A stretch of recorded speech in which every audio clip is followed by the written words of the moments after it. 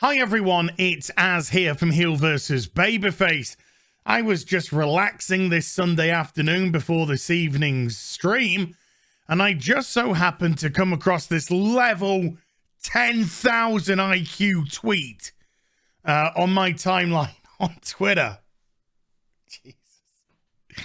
Let's have a look at it, shall we? Because after reading it, I kind of wanted to go through a few things that maybe, just maybe, the person who posted this might have missed. As well as the fact, of course, that Twitter is massively skewed in one direction and promotes tweets like this like they're going out of fashion. Whereas, of course, anyone with a counter voice to this can't get anything.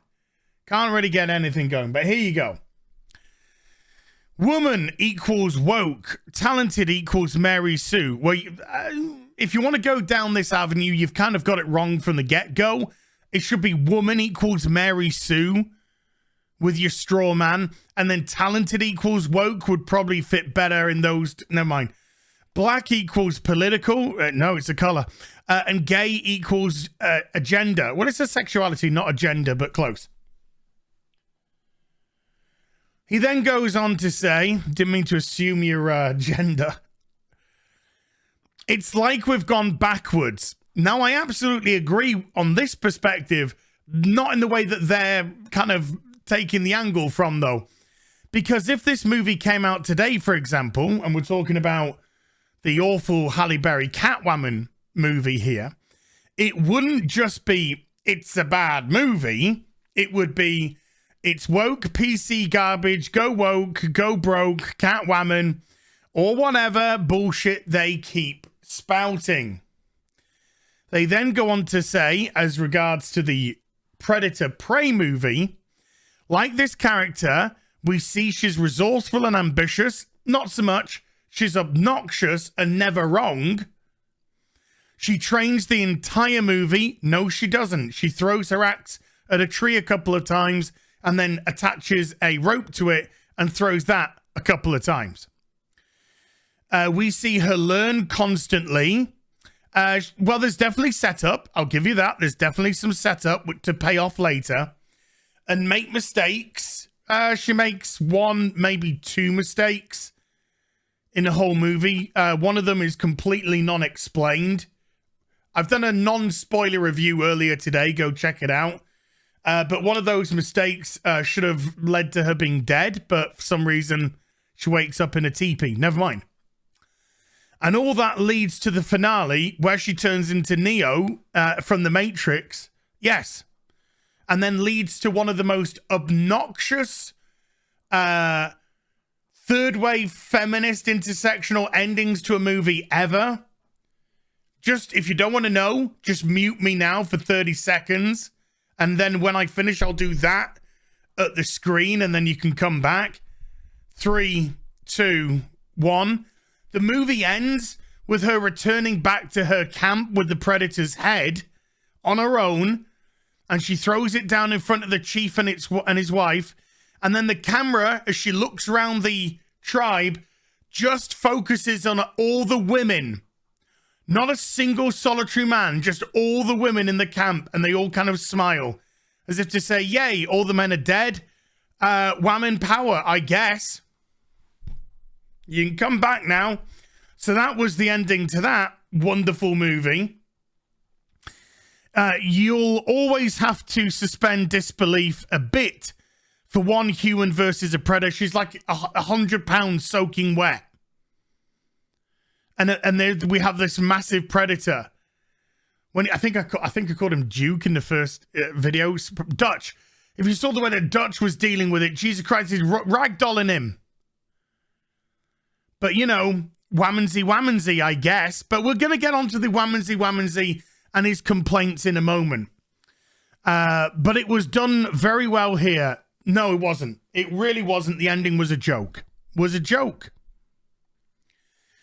So let's start to address some of this person's issues, shall we? Particularly, when will this brand of film criticism end? I'm tired. I'm so tired of it. You know something? We got something in common. A little bit. When will this brand of film remove the criticism?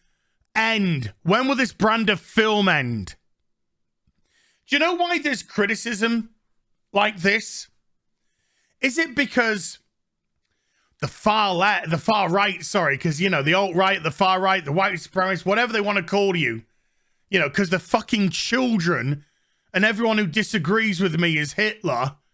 These are the types of window-licking morons that we're dealing with here. Do you know why this level of criticism is spouted up in the relative timeline? Do you know why channels like Critical Drinker, Mauler, Nerdrotic have just exploded with their criticisms and critiques of modern filmmaking? Do you think it's because they just constructed a new genre of criticism? Or do you think it's something else? Because I want to provide some receipts, you know, to show it might just be something else, mister. It might just be something else. Let's have a look at this, for example. Remember when Disney had their Imagine Tomorrow stuff with all the heads and the leaders and the directors and whatever talking to their underlings? And this one, which was leaked out, showed a Disney executive producer clearly stating, "To my not at all secret gay agenda." Her words, because I'm a biologist. Her words. My not at all secret gay agenda. So let's just go to you. Black equals political. Disney just confirmed it. It's an agenda. It's an agenda at Disney. So there you go. That's confirmed.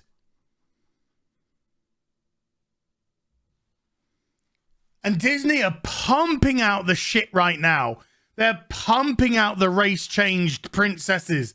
They're pumping out Star Woke. And they're pumping out Marvel Phase Bore. And Phase Barely Alive, which is just coming out. Full to the brim of political ideology. So if gay is agenda, they've confirmed it themselves. That's why it's being critiqued, because it's very obvious to see. And so people are fully allowed to critique it. And people are fully allowed to critique it whether or not Disney say this. But it's lovely to have receipts right there and then. Let's pull out another receipt, shall we? Black equals political. This is Jar Jar Abrahams' bad reboot. I could have taken this from Insta, but I'm taking it from Bounding Into Comics, because Bounding Into Comics do great work when it comes to stuff like this, and they get attacked incessantly. And it's like, you know, Defiant Elves. They're literally just showing what they have themselves said. They're showing the receipts. And this comes from Bad Reboot. Enough is enough. This was, you know, after the Summer of Love. Enough police brutality. Enough outsized privilege. Enough police conversation. Polite conversation, sorry. Enough white comfort. There it is on the Insta. Enough white comfort. So going back to black equals political, Bad Reboot made that political. And what was the first thing that came out of Jar Jar Abrahams' vile, poisonous, venomous, toxic mouth?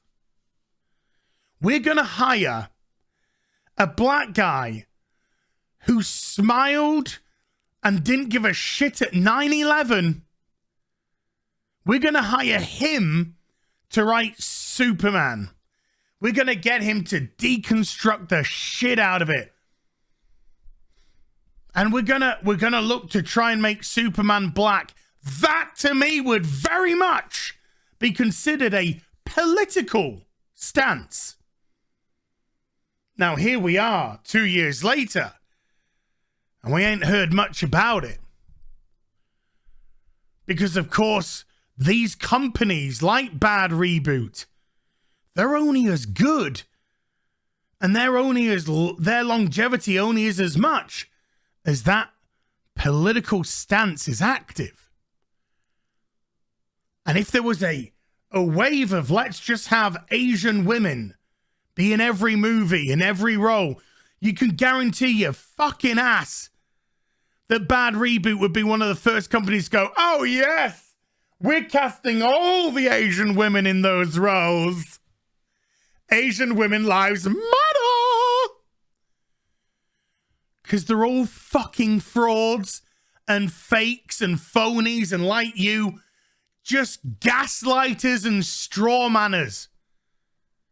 But there's receipt number 2 for you, mister. Let's bring out another one, shall we?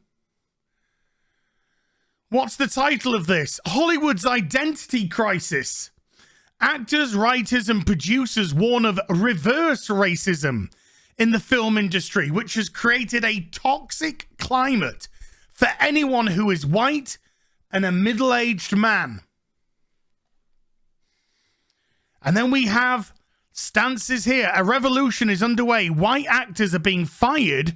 Edicts from studios.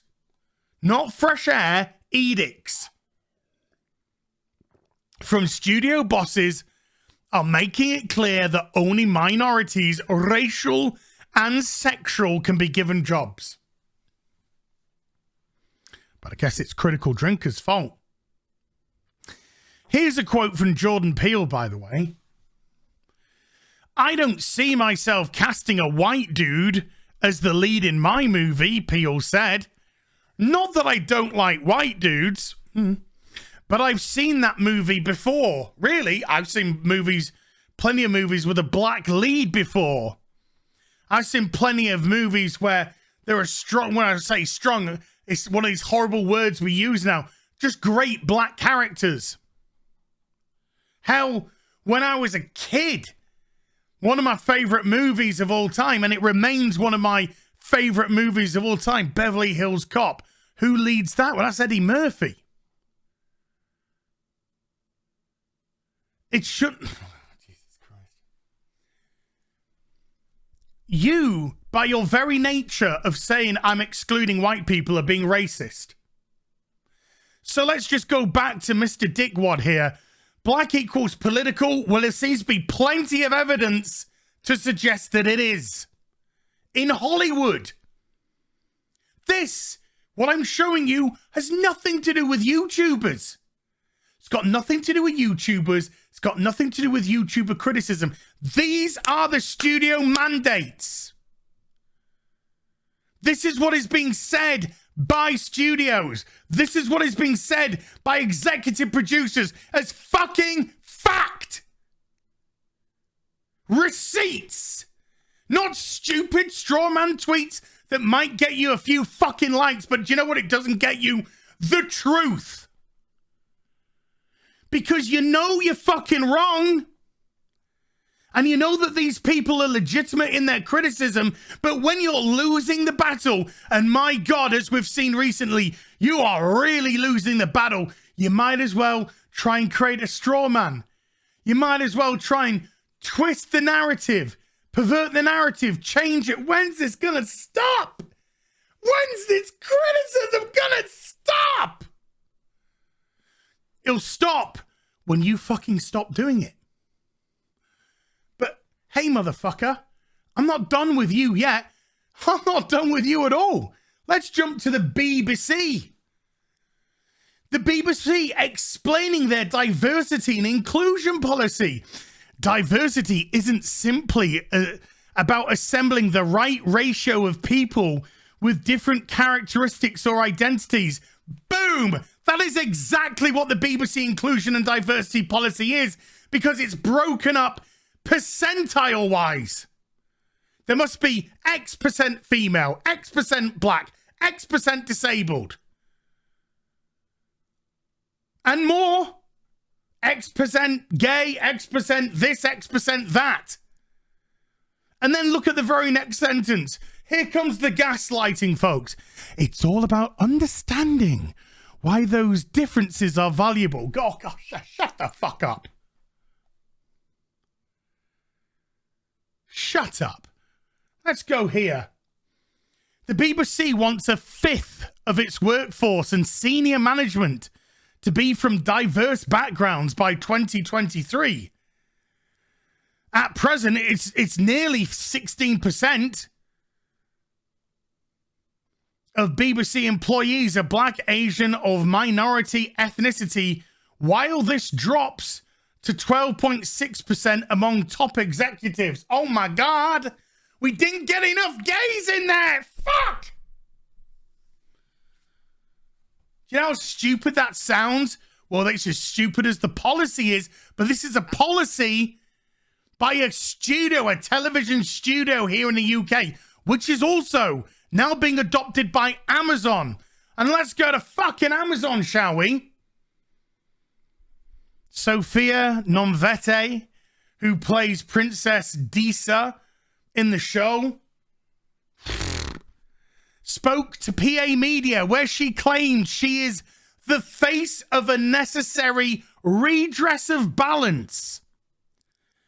She went on to detail, we are readdressing the balance within the film and television industry, and of course, the franchise.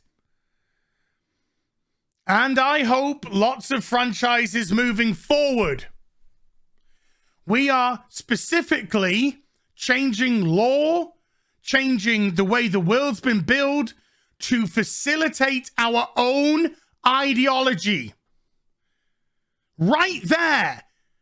Receipt after receipt after receipt after receipt after receipt. And what do we hear?